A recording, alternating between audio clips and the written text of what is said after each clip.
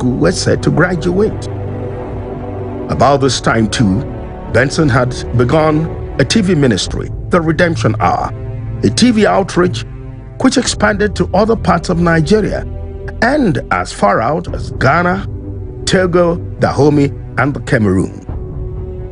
The TV ministry impact could be seen in the expanding congregation at the Miracle Center Church, making it too small to accommodate worshipers.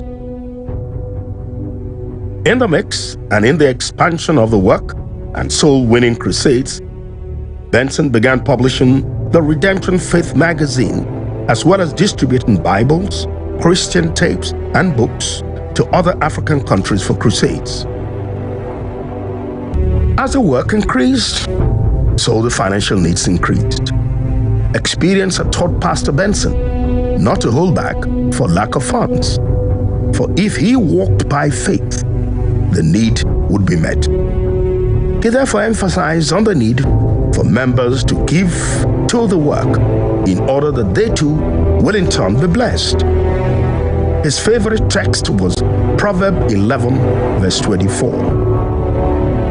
The people responded and began to give to the work of God. They gave for the building project, for the television outreach, for evangelistic crusades, for Redemption Faith magazine, as well as for the needs of the less privileged. And in the sowing, there was reaping.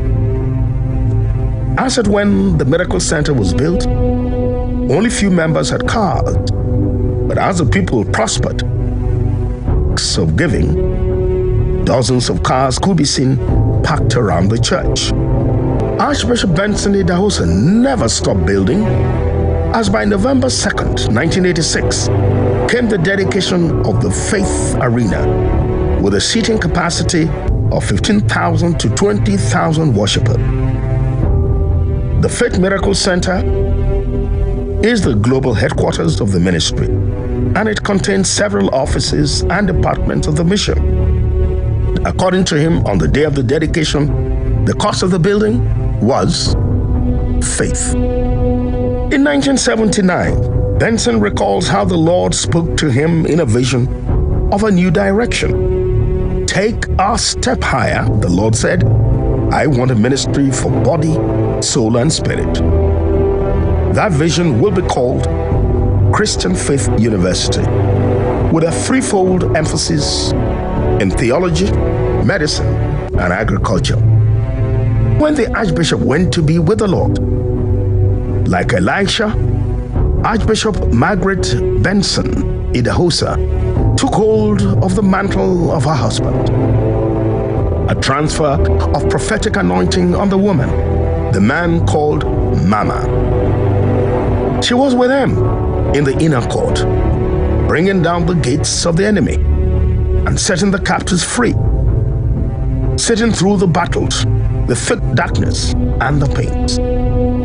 They both, holding hands together, worked to see the Church of God mission to what it is today.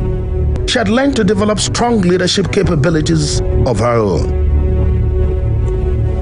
She had, in her quest for knowledge, enrolled for a course of studies in home economics at Huddersfield Polytechnic College in England.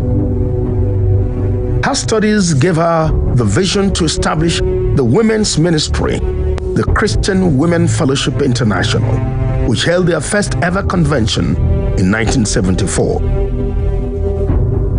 The women's ministry established a women's center called the Restoration Center, which provides guests coming for conferences accommodation, a daycare Christ-centered educational unit for children from the kindergarten to secondary school grades, an orphanage, a skills acquisition training unit for women in every aspect of homemaking, and a gymnastics, as well as a home for elderly women, young battered women, and single mothers. The building had its groundbreaking ceremony in March 1979. Today, 20 years after her husband's glorious exit, the Church of God Mission International, under her leadership, has increased by leaps and bounds. Every year, the Christian Women Fellowship International Convention is overwhelming as thousands of women troop in every year to listen to this great woman of God teach, with great signs and wonders following. Under her leadership, the Word of Faith group of schools now has 104 schools nationwide. The Christian Faith Institute of Continuous Learning has metamorphosed into the Benson Idahosa University with full accreditation from the National University Commission, new Oka campus, and runs programs in the management and physical sciences, law and engineering, and the soon proposed nursing. It also runs a PhD, MSc, and PGD postgraduate programs. The All Nations for Christ Bible Institute now operates 2 schools and runs both diploma and degree programs. The Institute has an affiliate status with international bodies and enjoys increased student strength. The Medical Center, now Faith Mediplex, enjoys the state-of-the-art medical facilities with highly trained medical personnel. It combines prayers and medicine for the total well-being of the individual. The Global Missions Resources Center takes outreaches to various areas in the local communities across the country and around the world. The Idahosa World Outreach has continued to take advantage of today's technological age in today's broadcasting. The Balm of Gilead City is so massive in its expansion and is full of testimonies. The mega convention at the Balm of Gilead City is an explosive gathering with countless miracles and testimonies as diseases are healed, blessings of the fruit of the womb are received. He could not come out of this meeting, but now he was carried to meet the Archbishop. As leaders of him right now, he can walk by himself. That's his wife, that's his daughter.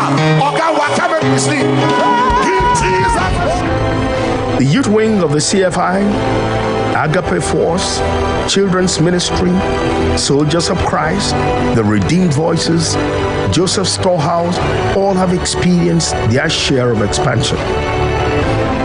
Today, Church of God Mission International pastors, through Mama's encouragement, are inspired to attend the Special Vocation Bible 6 weeks intensive training for pastors.